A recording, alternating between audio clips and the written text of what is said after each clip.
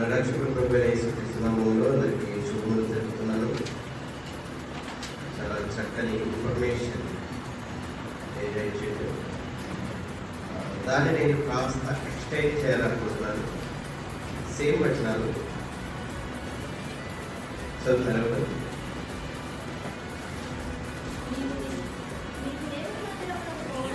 నీవు దేవుడి మందిరంలో పోయినప్పుడు నీ ప్రవర్తన జాగ్రత్తగా చూసుకోండి. దుర్వినియోగం అర్పించినట్టుగా మరి అర్పించినట్టే సమీపించి ఆలోచించడం శ్రేష్టము. This two words praise the Lord. Hallelujah. నీవు దేవుడి మందిరంలోకి పోయినప్పుడు నీ ప్రవర్తన జాగ్రత్తగా చూసుకోను. ఇట్ మీన్స్ ఏ ఉద్దేశంతో పోతున్నాం మనం దేవుడి మందిరానికి? ఆచారబద్ధంగా పోతున్నామా, లేదా ఇతరులను చూడడానికి పోతున్నామా, ఇతరులను వెక్కిరించడానికి పోతున్నామా, జస్ట్ టైం పాస్ పోతున్నామా? ఒక ఆయన ప్రతి ఆదివారం చర్చికి వెళ్ళేవాడు. సమయానికంటే ముందుగా చర్చికి వెళ్ళి చక్కగా ఫ్యాన్ కింద కూర్చొని ఆరాధన అయిపోయాక మనం నిద్రపోయి ఏ ఉద్దేశంతో మనం దేవుడి సన్నిధానికి వెళ్తాం? జస్ట్ దేవుడిని ఆరాధించడానికి, ఆయన ప్రజెన్స్ ను అనుభవించడానికి మాత్రమే దేవుడి సన్నిధికి వెళ్ళాలి. ఆయన మాటలు వినాలి, హెచ్చరించబడాలి, సరి చేయబడాలి. దానికోసం మనం దేవుడి మందిరానికి వెళ్ళాలి. మన ఉద్దేశాలు ఏమై ఉంటున్నాయి? ఏ ప్రవర్తనతో మన దేవుడి సన్నిధికి వెళ్తున్నాం? ఆయన సన్నిధిని అనుభవించాలంటే ఊరికే అనుభవించలేదు,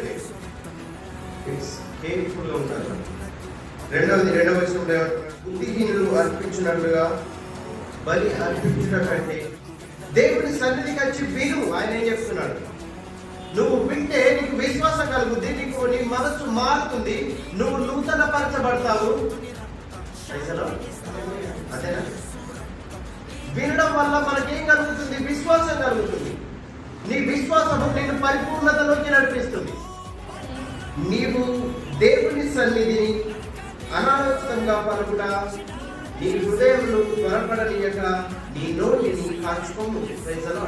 దేవుని సన్నిధికి వచ్చిన తర్వాత ఎంతమంది ఇతరులతో మాట్లాడతారు చెప్పండి? ప్రేయర్ స్టార్ట్ కాకంటే ముందు ఒకవేళ మీరు ముందుగా వస్తే, ప్రార్థన ఇంకా ప్రారంభం అవ్వకపోతే ఏం చేస్తారు? జస్ట్ చెప్పడానికి మాత్రం మీరు ప్రార్థనలో ఉంటారండి. ఎన్నిసార్లు ఉన్నారు ప్రార్థనలు? ఎప్పుడు కలుసుకుంటారు, ఎప్పుడు మాట్లాడుకుంటారు, అవసరమైతే ఫోన్లలో మాట్లాడతారు. మళ్ళీ దేవుడి సన్నిధికి వచ్చినాక మళ్ళీ అవే కూర్చోరు.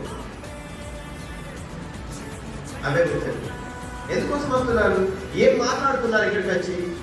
దేవుడి మాటలేనా అవి? అనాలోచితమైన మాటలు, ఉచిత సలహాలు, వ్యర్థమైన మాటలు.